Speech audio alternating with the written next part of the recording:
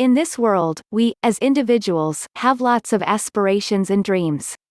Throughout the stage of growing up, we tend to idealize key people in our life, who can either be our favorite movie stars, sportsmen, teachers, family members, or even politicians. This gradual idealism leaves an impact on us, and at times, our personality reflects certain traits of our ideals which we have absorbed from them in the due course of time. So is there actually certain criterion for idealizing people in our life? Should we randomly idealize just anybody who inspires us? Well, the thing is, that not all individuals are worthy of idealism. It also depends upon how we, as a person, would want to see ourselves. A thief would always idealize his mafia leader, not the local priest. So, if we aspire to be worthy and successful individuals, then we need to idealize people who have the following important traits. Positive attitude. A positive attitude not only makes us successful, but it also makes us open to all the opportunities that come our way. Successful people have positivity radiating from them, and they never let go of any opportunity. It is these minute opportunities that have made them climb their success ladders. Value time. Successful people also value their time. They are well prioritized and planned for the day. Not only that, but they also value the time of others and fulfill their deadlines accordingly. When going for a meeting, they are always on time and well planned.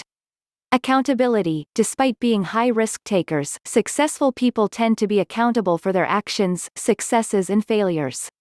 They do not blame their environment or the people, just in case any plan fails. Proactive. Being well planned is the key trait of successful people. They are proactive in their actions, and their positive attitude supports their proactive measures. Creative. Creativity is the key to success. Creativity lets you see new opportunities and work towards them. All the leaders are supposed to be creative, as their creativity makes them implement certain changes that are required for a total turnover of an organization's pace. Well communicated. Good communication skills are an important asset of the successful individuals. Being well-versed not only in the verbal but also the non-verbal communication skills reflects hugely upon the personality of a successful individual. Reaching out to others via communication can attract a lot of people towards you who may also bring newer opportunities. Resilience. Being successful is not a piece of cake. It takes a lot of perseverance and resilience, as successes do not come without failures. The strength needed to stand up after failing is the actual test that successful people go through. This means that resilience, as a trait, should never be overlooked while selecting successful ideals. We all know what motivation is and how it affects us. But often, despite all the knowledge and awareness, we still get confused by the concept of motivation. So what is it that causes all the confusion? Why do we fail to totally understand motivation? Well, the basic function of motivation is quite simple. It is to provide us with happiness and to remove pain from our life. This is the basic fundamental on which all the motivational talks, sessions, or books are based. What varies is the kind of happiness and pain that it tends to provide.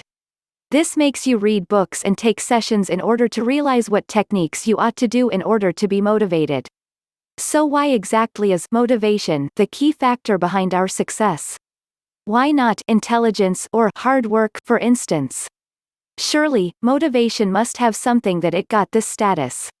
The real thing is that whenever we want to perform a task, accomplish a goal, or simply do some work, we need certain propelling factor that would make us do that work. This propelling factor is motivation. It is this motivation that tends to make us fulfill the accomplishments and perform some work. Now the question is, how does our mind feel motivated in order to make us perform that task? Basically, there are three important factors through which our mind functions. These are 1. Conceptual, 2. Perceptual, 3. Emotional. These three factors, when functioning together, propel us to do the task. The conceptual factor is responsible to form certain beliefs and reasons.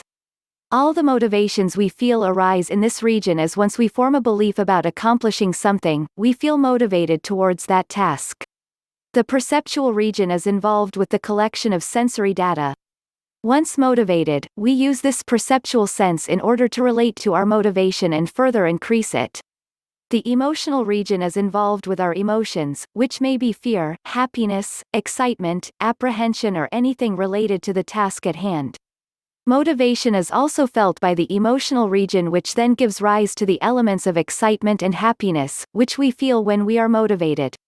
This cycle of brain functioning tells us how our beliefs and values control our motivation.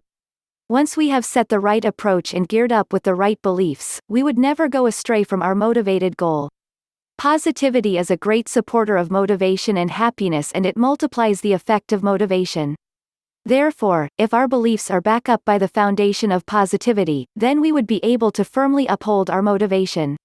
To conclude with, motivation is an asset that is conditioned by our brain. It is in our control about how we condition our mind to be motivated. Therefore, have healthy and positive beliefs which can generate and make you feel motivated.